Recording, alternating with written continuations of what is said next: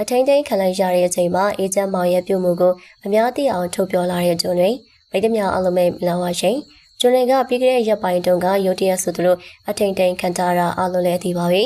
အထင်းထင်းခံရပြီးမဲ့အဲဒီအချိန်မှာအနုပညာလောကတွေကကျွန်းတွေရဲ့ချစ်တပည့်တွေကစကားတခွန်းတောင်မဟာကြအောင်ကျွန်းတွေက3ရက်ကြာအထင်းထင်းခံကြပြီးပြန်လွတ်လာခဲ့ပါတယ်ပြန်လွတ်လာတဲ့အချိန်မှာသူကရန်အရန်ချစ်တယ်လို့အော်နေကြတဲ့တပည့်တွေနဲ့ဆရာအစဉ်ပြေသွားပြီနော်လို့တင်ထားခဲ့တာပါဒါကျွန်းတွေကသူ့တစ်ချက်လေးမှကြိုးမဆိုင်တဲ့တပည့်တွေကိုရွေရွယ်ပြီးတော့တင်တာပါကျွန်းတွေကအောင်မြင်တဲ့ model agency ဖြစ်တဲ့အတွက်အနုပညာရှင်တော်တော်များများနဲ့မကင်ပါဘူးလက်ရှိအောင်မြင်နေတဲ့မင်းသမီးမင်းသားတွေအပေါ်မှာကျွန်းတွေကကျေးဇူးရှိပါတယ်ဒါကြောင့်မို့မင်းသမီးမင်းသားတွေကလည်းကျွန်းတွေကိုတွေ့ပြီးဆိုတာနဲ့ဆရာရဲ့ချစ်လိုက်တာဆိုပြီးတော့အမြဲတမ်းဖားနေကြတာဖြစ်ပါတယ်အစဉ်ပြေနေချိန်မှာဖားကျင်တိုင်းဖားနေကြတဲ့တကယ်တမ်းကျွန်းတွေအခက်အခဲဖြစ်ပြီးတော့အထိန်ထိန်ခံလိုက်ရတဲ့အချိန်မှာမထင်မှတ်ထားလောက်အောင်ကိုငြိမ်သက်နေကြတာဖြစ်ပါတယ်ဒါကြောင့်ပရိသတ်တွေကကျွန်းတွေရွေးပြီးတော့တင်းနေဆိုတာဒီမှာပါပရိသတ်တွေထင်တာကအေချမ်းမောင်ကိုတင်နာလို့ထင်နေကြတာပါအေချမ်းမောင်ပေါ်မှာကျွန်းတွေရဲ့ကျေးဇူးတွေရှိပါတယ်အကယ်ဒမီပေးပွဲတုန်းကဆိုကျေးဇူးရှိတဲ့ကျွန်းတွေကိုလက်အုပ်ချပြီးတော့ကိုအေချမ်းမောင်က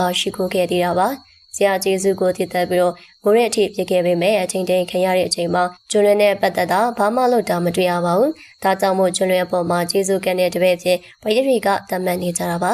ကျေးဇူးကတဲ့တပည့်လို့တော်တော်များများကဆက်ဆက်ပြီးတော့ social media ပေါ်မှာတင်ကြပါတယ်အခုလိုတင်တဲ့အတွက်ကျွန်းတွေဘက်ကအေချမ်းမောင်နဲ့ပတ်သက်ပြီးတော့ကောက်ွယ်ပြောလာပြီးခဲ့တာပါအေချမ်းမောင်က social media ပေါ်မှာသူနဲ့ပတ်သက်ပြီးတော့မပြောရခဲ့ပေမဲ့Messenger မှာသတင်းလေးမေးထားသလိုဖုန်းလဲဆက်ပြီးတော့စိတ်ပူကြောင်းပြောထားခဲ့တာကိုကျွန်းတွေကိုယ်တိုင်ရှင်းလာခဲ့တာပါ